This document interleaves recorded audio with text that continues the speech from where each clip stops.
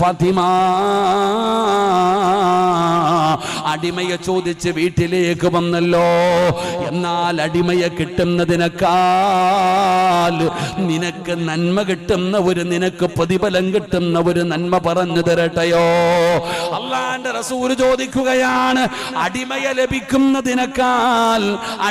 ലഭിക്കുന്നതിനേക്കാൾ വീട്ടിൽ ജോലി ചെയ്യാൻ ഒരടിമയെ കിട്ടുന്നതിനേക്കാൾ നിനക്ക് ആഖിറത്തിൽ നന്മ കിട്ടുന്ന ഒരു പ്രതിഫലം കിട്ടുന്ന ഒരു നന്മ ഞാൻ പറഞ്ഞു തരട്ടെയോ?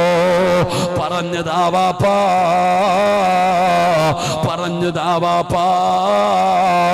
അല്ലാഹുവിന്റെ പ്രവാചകന് സല്ലല്ലാഹു അലൈഹി വസല്ലമ തങ്ങളു ആ പാതിരാത്രിയിൽ തന്റെ പൊന്നാര മകളോടും തന്റെ മരുമകനോട് നബി തങ്ങൾ പറഞ്ഞു കൊടുത്ത നന്മ എന്തെന്നറിയുവോ?